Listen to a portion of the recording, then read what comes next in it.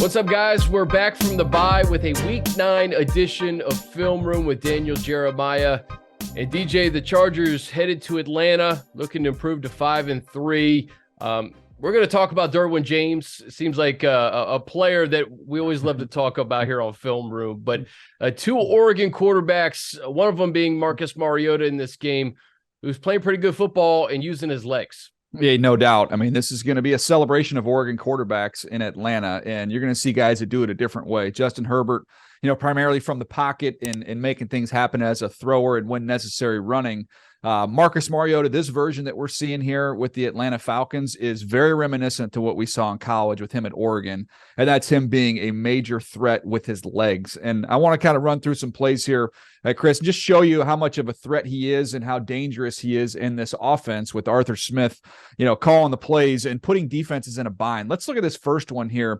You're going to see an opportunity here. It's kind of an RPO, but you're going to be able to extend it. So he's got that first option. I can give it. Now I can, once he pulls it, now he's a threat here. He can dump this ball off into the flat to Pitts. You see him, number 8. Pitts realizes quickly, oh, he's not throwing it to me. I might as well try and turn up field and at least take my defender with me. But that's where you see the threat of Mariota. Look how explosive he looks on that turf down there in Atlanta. That is a first down run. You see some energy from Marcus Mariota after that play. And we go to the next one, and we'll show you again. This is a zone read. I want you to watch the second level. Watch these two linebackers, these two great linebackers in Tampa, and watch where they shade. See how they're leaning a little bit left? Once they're leaning left, he's pulling this ball. A lot of times you look at the end man on the line of scrimmage, and that's who he's reading, whether he gives it or pulls it. But when you see right here, this is the advantage of this. These two linebackers playing the running back, and then look at the gap and the hole that you create on that backside. It's still on Mariota to beat that free defender up top. He does that. And then you get big seams like this, and he can make you pay. DJ, how difficult is this offense to prepare for, especially because it's an NFC South team. It's a team you don't see every year. And Arthur Smith, he's cooking up some pretty awesome plays. Yeah, no question. He's a great play designer, and he plays to the strength of his team. So, you've got to deal with all that design quarterback run. And then on top of that, you get in a situation like this one. This is a team that loves to rush the passer, as do the Chargers. This is the 49ers. They've got Marcus Mariota in a 3rd and 12. So thankfully, we can forget about all the quarterback design run game. We can forget about the RPOs and the zone reads. Let's just go get after Marcus Mariota. And here's where he's going to show you not so easy. 3rd and 12. They're going to get some pressure on him, but watch his ability to extend and create. You're going to send a big-time blitz. Look at this. You've got overload coming here from the bottom. You've got a looper inside. You get home, you feel great, except it's 3rd and 12. You've got no second level of your defense, and Marcus Mariota has just gashed you for about 15, 16 yards to pick up the first down. That's an example of how dangerous he is. That was 3rd and 12. Last one here, another 3rd down. You've got 3rd and short. They're going to go back to that little zone read action. A lot of times you say, okay, you got to read the free defender. This is an example of why Marcus is so difficult to defend. You actually get 2 free defenders. So theoretically, you've got one for the back and you've got one for the quarterback. This should be a tackle for loss all day long by Carolina. Now watch Mariota figure out a way to get out of this thing. He makes Brian Burns miss.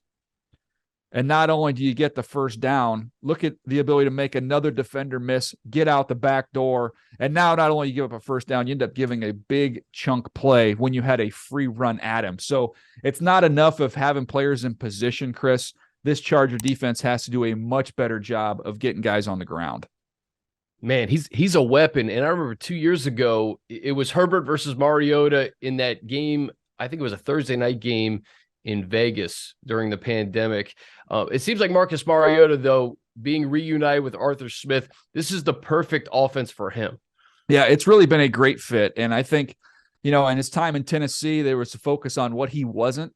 And I think Arthur Smith, having been around him and learning what he was, he's really got a chance to really feature that this time around with Marcus Mariota. And I think Marcus has embraced his ability as a runner more than he has maybe as a younger player, where maybe he's trying to prove himself as a pocket passer and a little bit reluctant to use his legs.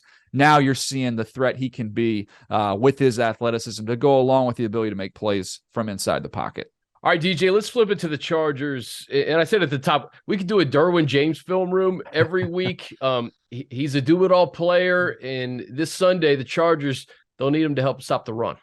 Yeah, no doubt. And you mentioned, the skill set and the do-it-all nature of Derwin James. You talk about somebody that can mirror tight end, somebody that can play high and play over the top, someone that's an outstanding, pass rusher.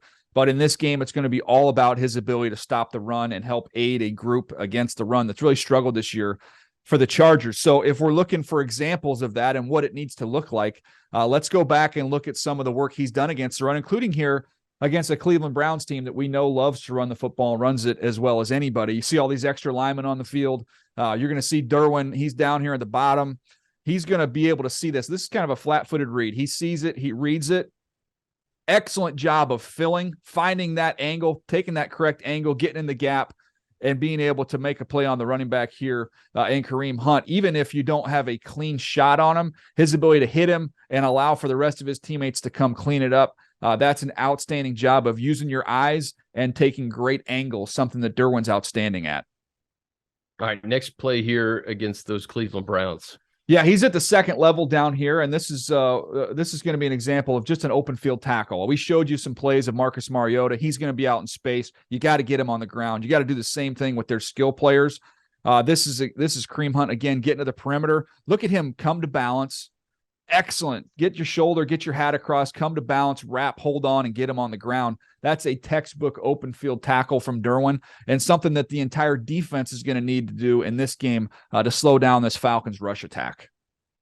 And here, listen, DJ, I see Russell Wilson here, but how much more difficult is it for a player like Derwin and really a defense when you have a Marcus Mariota type quarterback who's really a threat to run it on every snap?